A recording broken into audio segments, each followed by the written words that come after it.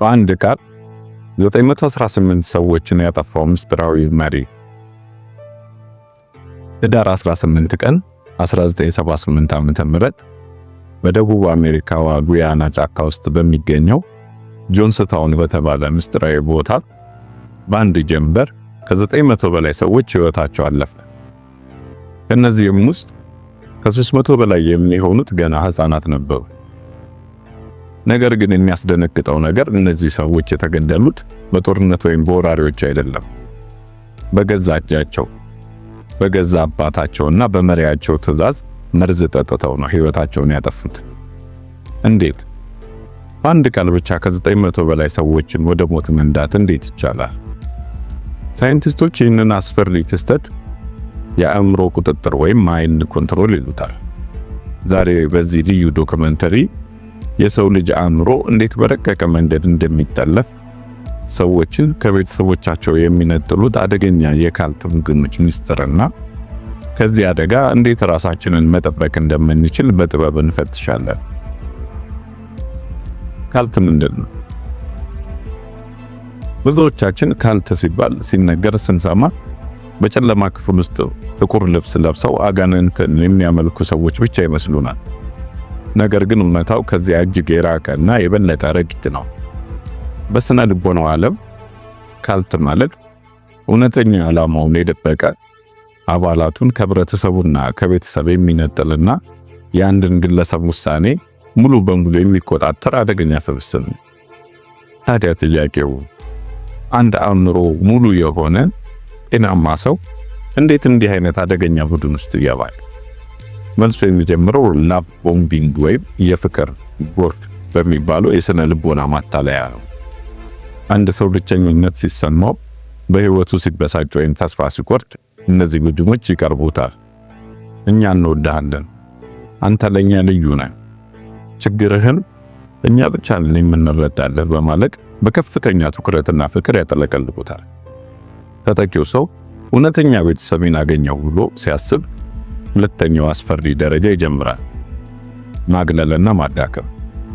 ካልቶች አባላቶቻቸው የቀደመን ማንነታቸውን እንዲጠሉ ያደርጋል። ቤተሰብን ጠላት፣ ጓደኞችን መጥፎ ተጽዕኖ አድራጊዎች አድርገው እንዲያዩ ይሰብካሉ። በዚህም ተጠቂው ሰው ሙሉ በሙሉ በመሪው ላይ ብቻ ጥገኛ እንዲሆን ይደረጋል። የጆንስታውን አሰቃቂ ታሪክና የጂም ጆንስ መንገድ። ይህንን የአእምሮ ቁጥጥር ጥበብ በግልጽ ለማየት የህዝቦች ቤተ መቅደስ መስራች የሆነውን የጂም ጆንስን ታሪክ መመልከት በቂ ነው። ጂም ጆንስ በ1950ዎቹ ኢንዲያና ውስጥ ስብከቱን ሲጀምር የዘረኝነት ተቃዋሚ፣ የድሆች ረዳትና የሰላም ሰባኪ መስሎ ነበር የቀረበው። በርካታ ደግና አስተዋይ ሰዎች ተከተሉት። ነገር ግን ጆንስ ቀስ በቀስ አባላቱን ከቤተሰቦቻቸው መለየት ጀመረ። ከኔ ውጭ ያለው ዓለም አደገኛ ነው፣ መንግስት ሊገድላችሁ ነው የሚል ፍርሃት በውስጣቸው ዘራ። በ1970ዎቹ አጋማሽ ጋዜጠኞች የጆንስን ማጭበርበርና እንግልት ማጋለጥ ሲጀምሩ ጆንስ ከ1000 በላይ ተከታዮቹን ይዞ ወደ ደቡብ አሜሪካዋ ጉያና ጫካ ተኮበለለ። በዚያ ጥቅጥቅ ባለው ጫካ ውስጥ ጆንስታውን የሚባል አነስተኛ መንደር ገነቡ። እዚያ ቦታ ግን ገነት አልነበረች፣ ይልቁንም ክፍት እስር ቤት ነበረች። ጆንስ የስልካቸውን መስመር ቆረጠ፣ ፓስፖርታቸውንና ገንዘባቸውን ቀማ። በቀን ለ16 ሰዓታት በከባድ የጉልበት ሥራ እንዲደክሙ አደረገ። እንቅልፍ አሳጣቸው። በየሌሊቱ በስፒከር እየጮኸ ፕሮፓጋንዳ ያሰማቸው ነበር። አእምሮአቸው ሙሉ በሙሉ ሲደክም ፋይት ናይት ወይም ነጭ ሌሊቶች የሚባል አስፈሪ ልምምድ ጀመረ። አባላቱን በሌሊት እየቀሰቀሰ ጠላቶቻችን መጡ፣ አሁን መርዝ ጠጥተን እንሞት እያለ የመርዝ ልምምድ ያደርግ ነበር። ህዳር 18 ቀን 1978 አሜሪካዊው ኮንግረስማን ሊዩ ራይን ጉዳዩን ለማጣራት ወደ ጆንስታውን መጣ። ከጥቂት አባላት ጋር ሊመለስ ሲል በጆንስ ታጣቂዎች ተገደለ። ጆንስ ጨዋታው እንዳበቃ አወቀ። በዚያች አሰቃቂ ምሽት ጂም ጆንስ የድምፅ ማይክሮፎኑን አነሳ። አብዮታዊ ሞት የሚል ትዕዛዝ አስተላለፍን። ፍላቮር ኤድ ከተባለ ጭማቂ ጋር ሳይናይድ የተባለ አደገኛ መርዝ ተደባልቆ ለህፃናትና ለአዋቂዎቹ ተሰጣቸው። እምቢ ያሉትን በጥይትና በዱላ በማስፈራራት 918 ሰዎች በዚያች ምሽት ህይወታቸው አለፈ። በቦታው ከተገኘው የካሴት የተቀረጸ ድምጽ ላይ የህፃናት ለቅሶና የጂም ጆንስ ቀዝቃዛ ድምጽ ይደመጥ ነበር። ሌሎች አደገኛ ካልቶች። የጆንስ ታውን ታሪክ ብቻውን አይደለም። በ1997 ዓመተ ምህረት ሄቨንስ ጌት ወይም የሰማይ ደጅ የተባለ ካልት አባላት ከሄል ቦፕ ኮሜት ጀርባ የባዕዳን ፍጡራን መንኮራኩር አለ፣ እዚያ ውስጥ ለመግባት አካላችንን መተው አለብን ብለው በማመን 39 ሰዎች በተመሳሳይ ጊዜ ህይወታቸውን አጥፍተዋል። እንዲሁም በ1995 ዓመተ ምህረት በጃፓን አውን ሽሪንኮዮ የተባለው ካልት በቶኪዮ ባቡር ጣቢያ ውስጥ መርዛማ ሳሪን ጋዝ በመልቀቅ በሺዎች የሚቆጠሩ ንጹሃንን ለጉዳት ዳርጓል። ይህ የሚያሳየው ካልቶች በተለያየ ሀገር በባህልና በዘመን ቢቀያየሩ የሚጠቀሙበት የስነ ልቦና መሳሪያ ግን አንድ አይነት መሆኑን። ባይት ሞዴልና የዘመኑ የዲጂታል ካልት ስጋት።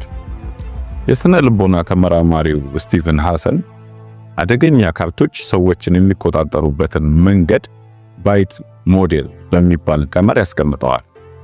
ራሳችሁን እና ቤተሰባችሁን ለመጠበቅ እነዚህን 4 ነገሮች በደንብ አስተውሉ። አንደኛ፣ የባህሪ ቁጥጥር። የምትበላውን፣ የምትለብሰውን፣ የምትተኛበትን ሰዓትና ከማን ጋር እንደምትወጣ መቆጣጠር። ሁለተኛ፣ የመረጃ ቁጥጥር። አባላቱ የውጭ መረጃዎችን፣ የዜና ማዕዘኖችንና የቤተሰብ ምክር እንዳይሰሙ ማገድ። ከኛ ውጪ ያለው መረጃ ሁሉ የዲያብሎስ ነው ብሎ ማመን። ሶስተኛ፣ የአስተሳሰብ ቁጥጥር። ጥያቄ መጠየቅን፣ መጠራጠርን እንደ ትልቅ ኃጢአት ማስቆጠር። ጥርጣሬ ካለ ችግሩ ያንተ እንጂ የመሪው አይደለም የሚል አስተሳሰብን መጫን። አራተኛ፣ የስሜት ቁጥጥር። የማይቋረጥ የጥፋተኝነት ስሜትና የፍርሃት ስሜትን መፍቀር። ዛሬ በ21ኛው ክፍለ ዘመን ካልቶች መልካቸውን ቀይረዋል። አሁን በጫካ ውስጥ ወይም በግቢ ውስጥ አይሰበሰቡም። ይልቁንም በሶሻል ሚዲያ፣ በቲክቶክ፣ በቴሌግራም ግሩፖችና ባለሀብት አደርጋቸዋለሁ በሚሉ የኦንላይን ኮርሶች ውስጥ ገብተዋል። የሰዎችን ፍርሃትና ድህነት በመጠቀም አእምሮን የማጠብ ስራቸውን በረቀቀ ዲጂታል መንገድ ቀጥለውበታል። ማጠቃለያ፣ እውነተኛ ነፃነት የሚጀምረው ከአእምሮ ነፃነት ነው። ማንኛውም አካል ወይም መሪ መጠየቅን የማይፈቅድልህ፣ ከቤተሰብ የሚያቀራርብ ሳይሆን የሚያራርቅ እና ፍርሃትህን የሚጭንብህ ከሆነ ቆም ብለህ አስብ። ይህንን ቪዲዮ ለወዳጅ ዘመዶ ሼር በማድረግ ከአደገኛ የዲጂታል እና የስነ ልቦና ማታለያዎች ራሳቸውን እንዲጠብቁ ግንዛቤ ይፍጠሩ። ቪዲዮ ከተመቻችሁ ላይክ ማድረጋችሁን አትርሱ።